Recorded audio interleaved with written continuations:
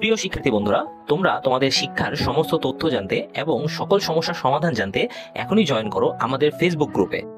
Facebook গ্রুপের link দেওয়া আছে ডিসক্রিপশন বক্সে। আসসালামু আলাইকুম, সবাইকে স্বাগতম ওয়েস্টপয়েন্ট একাডেমিতে। আজকে আমরা দেখব অষ্টম শ্রেণীর স্বাস্থ্য সুরক্ষা পৃষ্ঠা নাম্বার 18 এর ছকের সমাধান।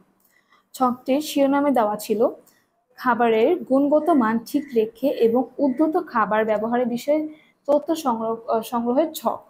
আমাদের যে খাবারের গুণগত মান সেটাকে ঠিক রাখা এবং উদ্ভূত খাবার বলতে যে খাওয়ার পর যে অতিরিক্ত খাবারটা রয়ে যায় সেটার সঠিক ব্যবহারটা অনুপাতে এই ছকটা পূরণ করতে হবে। আচ্ছা, তথ্য প্রদানকারী কে কে তথ্য প্রদান করবে সেগুলি এখানে।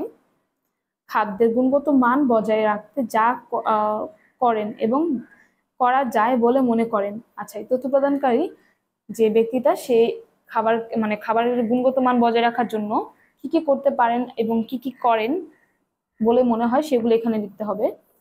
এবং উদ্ভূত খাবার যেভাবে ব্যবহার করেন এবং করা যায় তা বলে মনে করেন। আচ্ছা, যে অতিরিক্ত যে খাবারগুলো থাকবে সেগুলো কিভাবে ব্যবহার করা যাবে এবং কিভাবে ব্যবহার করা যায় বলে মনে করেন সেগুলো এখানে লিখতে হবে।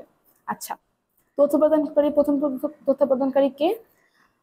মালিক বাবুচি। মালিক বাবুচি তার খাবারগুলো গুণগত মান কিভাবে বজায় রাখেন, যা করেন তিনি আর কি।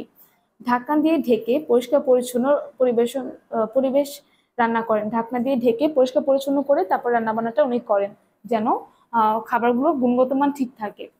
রান্না করার আগে উপকরণগুলো ভালো করে ধুয়ে নেয়। রান্না করার আগে অবশ্যই ভালো মতো করে ধুয়ে নিতে হবে যেন জীবাণুমুক্ত থাকে। যা করা যায় বলে মনে করেন।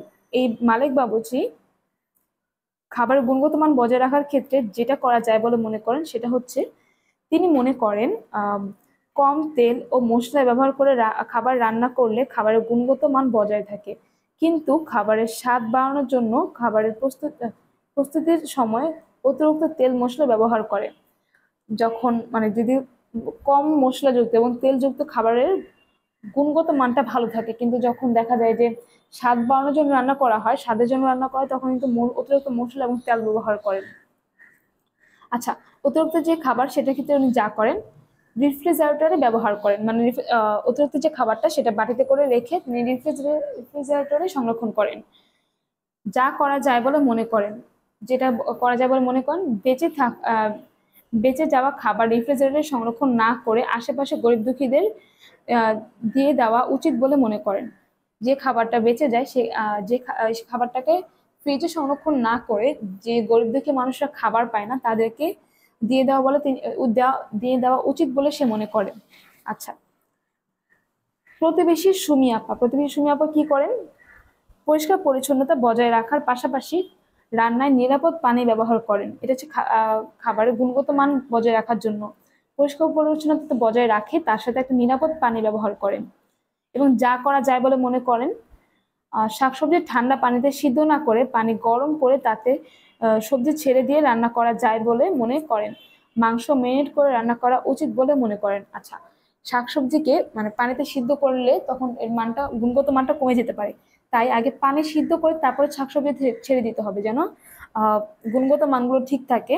এবং মাংস রান্নার সময় সে মেরিনেট করে রান্না করে, যেন মশলাপাতি দিয়ে মেখে কিছুক্ষণ রেখে দেয়, তারপর রান্না করে।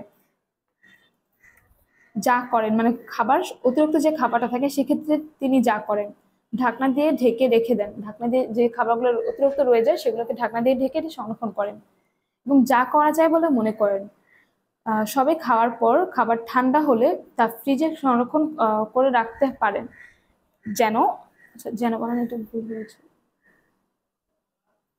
যেন পরবর্তীতে উদ্ভূত খাবার পুনরায় খাওয়া যায়।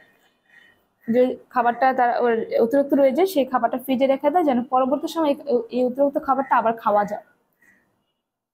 এটা ছিল পৃষ্ঠা নাম্বার 18 এর ছকের সমাধান। আজকের ভিডিও এ পর্যন্তই, দেখা হবে পরবর্তী কোনো ছকের সমাধান নিয়ে। এই পর্যন্ত ভালো থাকার জন্য শুভকামনা রইল। আসসালামু আলাইকুম।